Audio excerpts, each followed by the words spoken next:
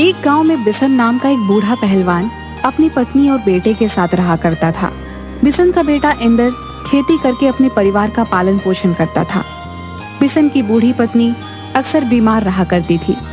एक दिन बिशन अपनी पत्नी की दवाई लेकर घर लौट रहा था कि तभी गांव के व्यक्ति सोमू बिशन का रास्ता रोककर बोला, क्या हाल है बिशन जी? ये शीशी लेकर इतनी तेजी से कहां जा रहे हो? ये मेरी पत्नी की दवाई है सोमू, मैं इसे लेकर घर पर जा रहा हूं। मैं बहुत दिनों से आपसे कुछ बात करना चाहता था बिशन। जब तुमने मेरा रास्ता रोका था तो मैं तभी समझ गया था कि तुम मुझसे कुछ बात करना चाहते हो। बोलो। बात यह है बिशन कि मेरे बेटे को पहलवानी का शौक चढ़ा हुआ है और मेरी भी इच्छा यही है कि वो पहलवानी करे और अपने गांव का नाम रोशन करे।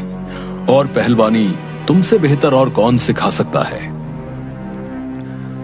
मैं तुम्हारी इच्छा का सम्मान करता हूं सोमू, लेकिन मैं तुम्हारे बेटे को पहलवानी नहीं सिखा सकता। लेकिन क्यों बिशन? सारा गांव जानता है सोमू कि मैं किसी जमाने में पहलवानी किया करता था, लेकिन अब मैंने पहलवानी छोड़ दी है। अपने बेटे से कहो कि वो अपना ध्यान कामकाज पर लगाए तो वो ज्यादा सफल होगा। बिशन की बात सुनकर सोमू के चेहरे पर क्रोध झलकने लगा। अपने बेटे इंदर को तो पहलवानी के अच्छे दांव पेच सिखा रहे हो, चुपके चुपके उसे कुश्ती लड़ना सिखा रहे हो, और मेरे बेटे के सीखने के नाम पर बोल रहे हो कि तुमने पहलवानी छोड़ दी है। मुझे तुमसे ऐसी उम्मीद नहीं थी बिशन। ये क्या कह रहे हो तुम? सारा गांव जानता है कि मेरा बेटा खेती करता है, उसे कब से पहलवानी करने का शौक चढ़ गया। तो जाओ, जाकर अपने बेटे इंदर से पूछो कि वो रोज सुबह 4 बजे अखाड़े में क्या करने जाता है। इतना कहकर सोमू क्रोधित होकर वहां से चला गया। रात को जब इंदर घर पर आया तो बिशन उससे कुछ भी नहीं बोला। पूरी रात बिशन ने जाग कर ही गुजार दी। सुबह इंदर तैयार होकर जैसे ही घर से बाहर निकलता है कि तभी बिशन उठकर इंदर के सामने खड़ा हो जाता है।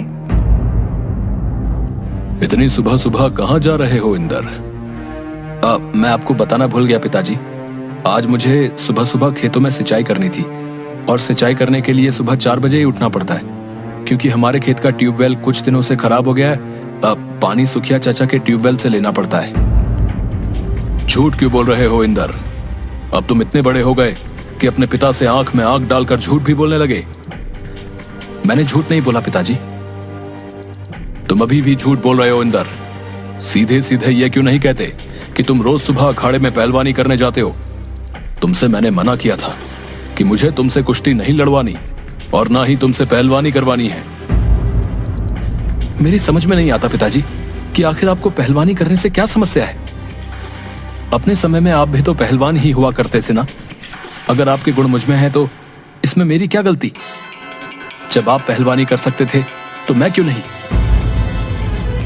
तुम अभी इस संसार को नहीं जानते। पहलवानी करने से तुम्हारा भविष्य नहीं बन सकता। अगर तुम्हारा खेती करने का मन नहीं करता तो तुम कोई छोटा मोटा व्यापार कर लो, तो तुम्हारा जीवन सुखी रहेगा। पिताजी, मुझे बचपन से ही पहलवानी करने का शौक है, और यह शौक मुझे विरासत में आपसे ही मिला है। क्या मैं खेती और पहलवानी दोनों साथ साथ नहीं कर सकता? यह सत्य है कि मैं अपनी जवानी में अपने गांव का नामी गिरामी पहलवान था। मुझे कोई भी अखाड़े में हरा नहीं पाया, लेकिन उसके बदले में मुझे क्या मिला? गरीबी, बेबसी। मैं तुम्हें इस लाचारी भरे जीवन से बचाना चाहता हूं इंदर, और तुम दोबारा इस दलदल में जाना चाहते हो, जिस दलदल में घुसकर मेरा जीवन तबाह और बर्बाद हो गया। पिताजी, आपको क्या हो गया है? मैं दूसरे गांव के बूढ़े पहलवानों को देखता हूं जो अपने बेटों को अखाड़े में लड़ने की शिक्षा देते हैं, मगर आप पहले ऐसे पहलवान पिता हैं जो अपने बेटे को पहलवानी करने से रोक रहे हैं, जैसे कि मैं कोई बहुत बड़ा क्राइम कर रहा हूं। अगर मैं तुम्हें रोक रहा हूं बेटा, तो तुम क्यों नहीं समझते कि उसका कोई ना कोई कारण होगा? अगर कोई कारण है तो फिर आप मुझे बताते क्यों नहीं? मैंने आपसे कितनी बार जिद की, मुझे कुश्ती सिखा दीजिए, मगर आपने हमेशा मेरी बात को टाल दिया। लेकिन अब नहीं पिताजी, मैंने दृढ़ निश्चय कर लिया है कि मैं पहलवानी ही करूंगा और अपने गांव का नाम रोशन करूंगा। पिछले कुछ दिनों से नगर खजूरा से सूरज पहलवान का पुत्र भीमा अखाड़े में कुश्ती लड़ने के लिए हमारे गांव आया हुआ है और पिछले 3 दिनों से कोई भी पहलवान उसे कुश्ती में नहीं हरा पाया है।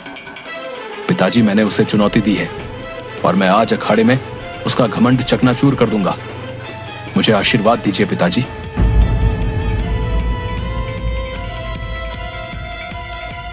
सूरज का नाम सुनकर बिसन बुरी तरह से चौंक जाता है। क्या चंदन नगर के सूरज का बेटा भी पहलवान बन गया है? हाँ पिताजी, तुम उससे नहीं लड़ोगे इंदर। ये कैसी बातें कर रहे हैं आप? पिताजी, मैं उसे भरे गांव में चुनौती दे चुका हूं।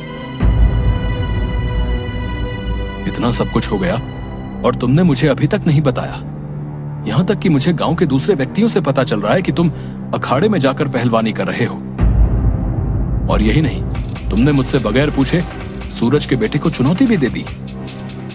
मैं कोई बच्चा नहीं हूं पिताजी, जो हर बात आपसे पूछ कर करूं। और वैसे भी मैं कोई शराब नहीं पी रहा या कोई गलत कार्य नहीं कर रहा, पहलवानी कर रहा हूं। अरे, और पिताओं को तो अपनी संतान पर गर्व होता है।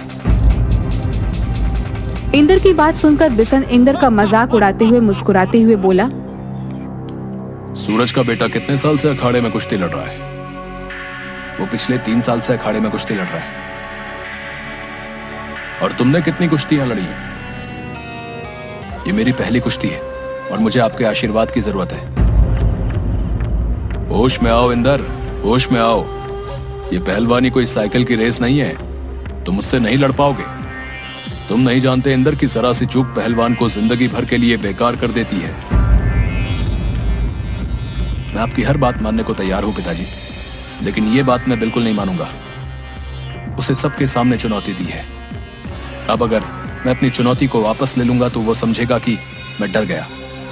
और तो और मेरे गांव का नाम भी बदनाम हो जाएगा। लोग मजाक उड़ाएंगे। आप क्या चाहते हैं कि गांव के व्यक्ति मेरा मजाक उड़ाएं? इतना कहकर इंदर चुपचाप घर से बाहर निकल गया। बिसन की पत्नी काफी देर से अपने पति और पुत्र की बहस सुन रही थी। जब वो पहलवानी करना ही चाहता है तो तुम्हें उसे पहलवानी करने देना चाहिए। तुम अच्छी तरह से जानती हो कि मैं उसे पहलवानी क्यों नहीं करने देता। लेकिन वह इस वक्त जवानी की जोश में है। वह आपकी किसी भी बात को नहीं समझेगा।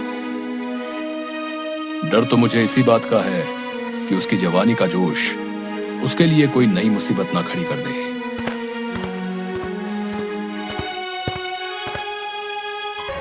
इंदर दोपहर के समय अखाड़े में पहुंच गया। अखाड़े में बहुत से लोग इंदर का ही इंतजार कर रहे थे। गांव का मुखिया इंदर की ओर देखकर बोला, हम तुम्हारा ही इंतजार कर रहे थे इंदर। जाओ, इंदर भीमा को धूल चटा दो। मुखिया की बात सुनकर इंदर अखाड़े में उतर गया। भीमा इंदर की ओर देखकर मुस्कुराता हुआ बोला, मुझे लड़ते हुए 3 वर्ष से ज्यादा हो गए हैं। तुम पहली बार अखाड़े में कुश्ती लड़ रहे हो। अभी भी समय है। क्षमा मांग लो और वापस चले जाओ। क्षमा तो कुछ देर बाद तुम मांगोगे भीमा। मैं तो तुम्हारे भले के लिए तुम्हें समझा रहा था। जैसी तुम्हारी मर्जी। भीमा और इंदर में कुश्ती होने लगी। इंदर ने भीमा को 2 मिनट में ही चित कर दिया। भीमा बुरी तरीके से हार गया। गांव के मुखिया ने इंदर को विजय घोषित कर दिया। इधर भीमा अपना जरा सा मुंह लिए हुए अपने पिता सूरज के सामने जाकर खड़ा हो जाता है। मुझे आज तक कोई हरा नहीं पाया और तू एक नौसिखिए से हार कर आ गया। मेरा नाम मिट्टी में मिला दिया। वो नौसिखिया कोई आम लड़का नहीं, बल्कि अपने समय के नामी गिरामी पहलवान बिसन का पुत्र है। बिसन का नाम सुनकर सूरज बुरी तरीके से चौंक जाता है। तुमने मुझे पहले क्यों नहीं बताया कि तुम्हें बिसन के पुत्र ने चुनौती दी है? कहते हैं इंदर को लड़ाई के दाव पेच विरासत में मिले हैं। चिंता मत करो, 2 दिन बाद तुम दोबारा उस इंदर को चुनौती दोगे। आप इंदर की ताकत को नहीं जानते पिताजी। उसे हरा पाना बहुत मुश्किल है। तुम अभी पहलवानी के बारे में अधिक नहीं जानते। मत भूलो, मैं इस गांव में अखाड़ा चलाता हूं। 3 दिन बाद सूरज भीमा के साथ इंदर के गांव पहुंच गया और मुस्कुराता हुआ मुखिया से बोला, तुम्हारे गांव के लड़के ने मेरे पुत्र भीमा को बड़ी आसानी से हरा दिया। हाँ तो मेरा बेटा इंदर को दोबारा चुनौती देने आया है। इसका कहना है कि अगर इंदर वाकई में एक मर्द है तो आज दोपहर में वो आकर इससे कुश्ती लड़े, नहीं तो चूड़ियां पहनकर अपने घर बैठ जाए। इतना कहकर सूरज भीमा को लेकर वहां से चला गया। मुखिया तुरंत इंदर के पास पहुंच गया और उसे सारी घटना बता दी। ठीक है मुखिया जी, मैं आज दोपहर को सही समय पर अखाड़े पर पहुंच जाऊंगा। मुखिया वहां से चला गया, मगर इंदर नहीं जानता था कि मुखिया और उसकी यह बात बिशन दरवाजे से चुपके से सुन रहा था। इंदर दोपहर में जाने की तैयारी कर रहा था कि तभी बिशन इंदर से बोला, ये सूरज की चाल है इंदर, उसके झांसे में मत आना। वो तुमसे बदला लेने आया है। मैं सूरज को बहुत समय से जानता हूं। आप कहना क्या चाहते हैं पिताजी? अब समय आ गया है तुम्हें बताने का। सूरज को जिस अखाड़े से लाखों रुपए की महीने की आमदनी होती है, उस अखाड़े की जमीन मेरी है।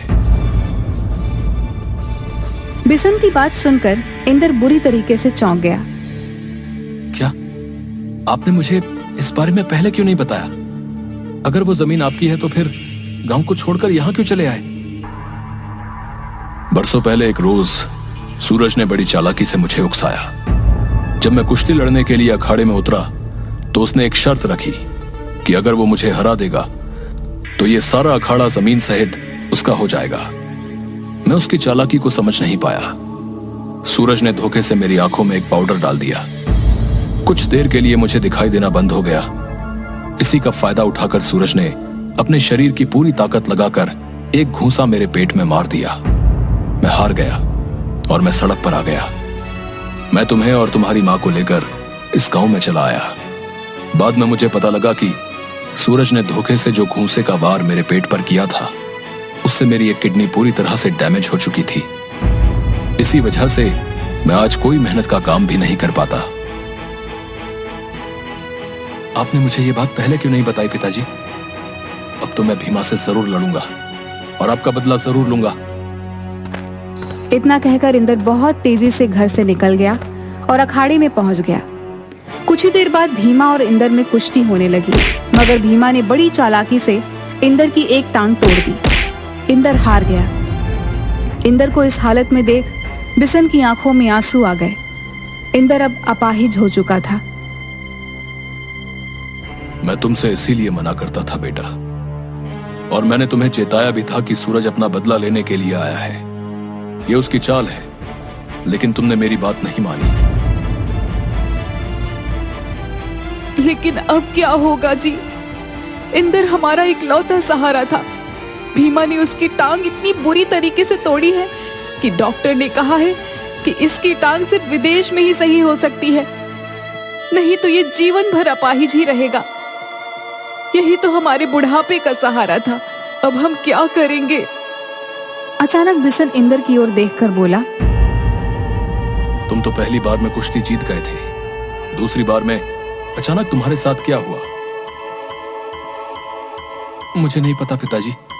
मुझे बस इतना पता है कि मैं कुश्ती जीतने ही वाला था कि तभी मुझे अचानक दिखाई देना बंद हो गया और इसका फायदा उठाकर भीमा ने अपनी टांग मेरी टांग पर बुरी तरह से मार दी और मेरी टांग टूट गई। अच्छा नहीं किया ये सूरज ने, ये अच्छा नहीं किया। इतना कहकर बिशन अपने गांव के मुखिया को लेकर सीधा सूरज के घर पर पहुंचा।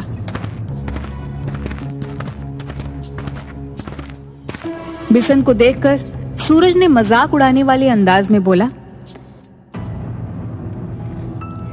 याद है बिशन, एक बार तुमने मुझसे कुश्ती लड़ी थी तो तुम अपनी एक किडनी गवा बैठे। तुम्हारे बेटे ने मेरे बेटे से कुश्ती लड़ी, वो अपनी एक टांग गवा बैठा। अब तुम यहां क्या करने आए हो? मैं तुम्हारे बेटे को चुनौती देने आया हूं कि वो मेरे साथ कुश्ती लड़े। चुनौती जवान लोगों की स्वीकार की जाती है बिसन। तुम्हारे जैसे बीमार बूढ़े की नहीं। कहीं मेरे बेटे का मुक्का तुम्हारे शरीर पर पड़ गया तो तुम तो वहीं ढेर हो जाओगे। बेकार में मेरे बेटे के ऊपर एक हत्या का इल्जाम और लग जाएगा। तुम मेरी चिंता मत करो सूरज, चले जाओ यहां से बिसन। मुझे तुम्हारी चुनौती स्वीकार नहीं। तो क्या तुम्हारी संतान के शरीर में तुम्हारा खून नहीं दौड़ रहा? बिसन ने यह बात बोली ही थी कि तभी भीमा क्रोधित होता हुआ बाहर निकल कर आया। बस बहुत हो गया बिसन चाचा, काफी देर से आपकी उम्र का लिहाज कर रहा था। तुमने मेरे बेटे के लिए बहुत घटिया बात बोली है बिसन। तुम्हें इसका जवाब कल अखाड़े में मिलेगा और कल के अखाड़े में सारा गांव इकट्ठा होगा और तुम्हारी मौत को देखेगा। मुझे कल का इंतजार है।